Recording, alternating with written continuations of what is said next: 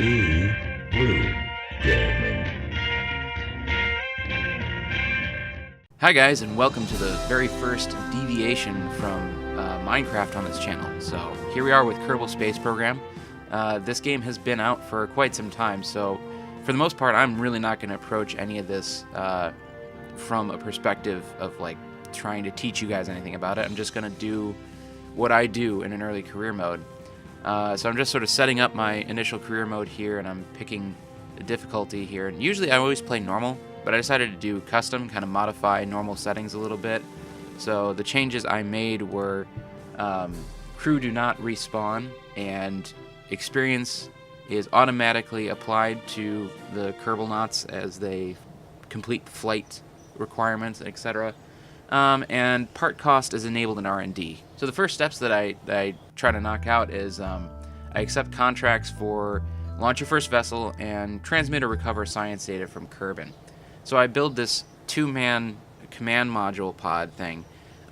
Two pods, not because I need two Kerbal, although I put two Kerbal in there. I put a pilot and a scientist in there. And then I put 4 goo canisters on there, even though I don't need 4, I only need 1. This whole creation, as simple as it is a little bit overkill. But the purpose of it is to basically make it act like a rover and run it through all the different little building areas of the Kerbal Space Center so that you can get science from each one of these little regions. All of that added science allows you to unlock all the necessary parts to build a craft that can go into orbit. So the things I'm doing here are I have 2 crew reports available for each command pod since I have 2 guys in there. I guess it is kind of necessary that I have 2 guys in there. And then I'm performing a goo canister experiment and an EVA every time I get to a new region within the Kerbal Space Center. So I realize this is all kind of flying past, but hopefully it all makes sense. I mean, this approach of building this sort of command pod craft is not unheard of. A lot of people give this a go early on in career mode. The important thing to remember is, or at least what I do, is I'll launch it not only from the launch pad, but as you see here, from the spaceplane hangar, so it goes off on the runway. It's just an easier way of getting the science from a couple other areas. So the runway, and then you can roll it off the runway and get it from just generally KSC. And then, well, I also end up going back because I go through the tech tree here and unlock some of the parts that I want, and I realize I'm just shy of unlocking 1 extra field coming up here. So I decided to put the thing back out on the runway. Here we go. And just roll it over to a couple other regions. And this thing is like, while you can call it a rover, it's not easy to control. You basically just have to roll it a lot, and you're consuming the battery of each command pod while you do this. So you do have a limited amount of fuel, essentially, to do this. So you do have to be somewhat careful.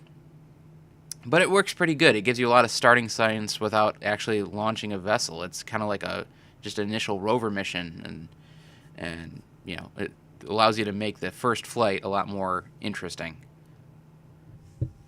So now I've got all the parts I need. I'm going to build my first vessel for launch and complete that contract. So I'm going to throw 3 of these goo canisters on there because I'm going to send a pilot up and I can't repeat the goo canister. There's a thermometer and a pressure sensor barometer on there. And I'm basically just kind of trying to play with a few designs here to get the del V right for both exiting the atmosphere and orbital insertion. It should be roughly about 3,400 del V, give or take the drag accounted for the atmosphere and whatnot. So I have 3 goo canisters on board for lower atmosphere, upper atmosphere, and in space, and then temperature and pressure are repeatable. So I'll first do temperature and pressure in the lower atmosphere, and then once I get up and out of the atmosphere and I'm in orbit, then I'm going to actually go back to the Kerbal Space Center, upgrade I think it's the astronaut complex, so I can do EVAs. So that once I do an EVA, I can take the data from the temperature and the pressure sensor, thermometer and barometer, I should know that. And then I can perform a series of EVAs, like logging the temperature and pressure and then doing an EVA and recovering it, that kind of thing. So right now, while I have the opportunity, and just taking care of some stuff on the launch pad. So I'm doing things like logging any like temperature, pressure data that I haven't already done. I think that's basically it. But I'm just sort of making sure that I get all the data that I need from the launch pad before launching the rocket. So it seems like I've got most of that done and out of the way, and I'm basically preparing for launch. And I'm saying basically a few more times because I basically always have to say basically. But here we go. I think we're about to launch, so let's just sit back and enjoy this. I'll try to kind of point out all the things that I do. It's kind of a slow rocket. Thrust-to-weight ratio isn't very much above 1. But usually what I try to do is try to get it going about, say about 75 to 100 meters per second, and then I start to perform the gravity turn. This is a really stiff rocket. The Reliant engine has no gimbaling, and the tail fins have no vectoring, so it's all dependent on the very weak reaction wheel in the command module, and that really does not allow it to do a very stiff or very aggressive gravity turn. So you can see that's pretty much straight up. I'm really pushing it over during the entire flight. So I burn up all the lower stage, and that seems, I think I've got kind of a low resolution preview going on right now. I think that put me out of the atmosphere. So yeah, then I'm just performing a few more of the goo canister things and logging temperature and pressure whenever needed, like I said. Now orbital insertion. So I basically did a rough, I said basically again. I used Kerbal Engineer over there on the left to gauge how much burn time I had, and then I decided to start the burn halfway before the apoapsis, assuming that I would burn all of my fuel. And then I kind of watched the map mode here, and if the apoapsis starts to push away from me too fast, then I throttle back a little bit. And as I start to approach it a little bit more, then I throttle back up, just trying to keep that apoapsis very near, slightly ahead of me, and performing most of the burn just behind it. It's the best way I can do it, freehand, without like patch conics and maneuver nodes and everything. It usually works pretty good. So I end up getting it up into orbit with enough fuel left in the tank to deorbit it. So that's perfect. That's exactly what I needed. So, like I said, the first thing I do is I go back to Space Center. And one thing I want to point out that I haven't pointed out yet, the cursor is not matched up with where it's actually supposed to be. Something happened with OBS in the way I initiated the capture, so it's not exactly where it's supposed to be.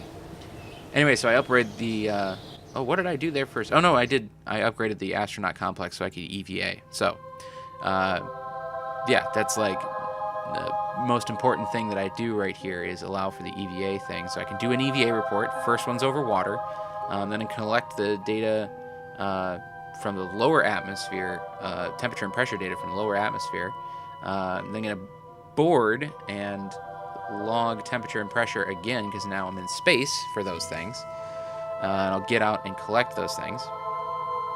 Then the next step, you're going to see it kind of fly by here, is basically fly over, since EVAs are biome specific, I am flying over as many biomes as I can, or just allowing the craft to drift over while in orbit as many biomes as I can. So I get things like highlands, mountains, grasslands, shores, water, deserts. I think that's it. I think that's like 6 different biomes, and doing EVAs for each one of those things is pretty useful. So now so that gets me a lot of science. Is really what I'm trying to say.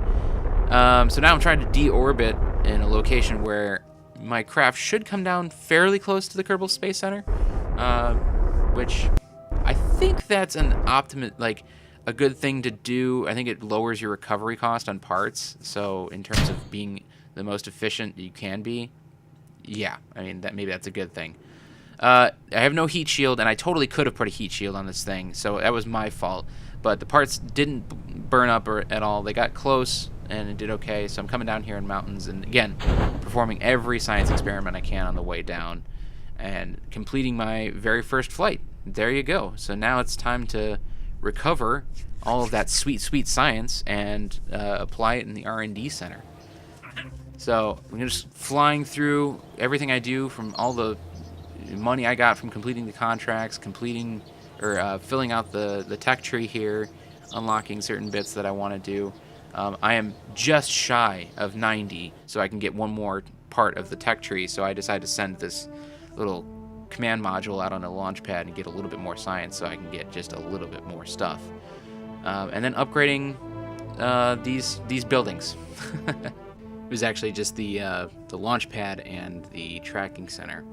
And then before doing my next flight, I just try to complete a couple quick contracts that I can do right on the launch pad here for some added funds, extra reputation, that sort of thing. Just makes things go a little bit easier. And with that, we'll draw this video to a close. The next step is going to be doing a flyby of the moon and a couple other miscellaneous things. So I hope you'll check back with me soon and watch me knock out the next major milestones in this career mode.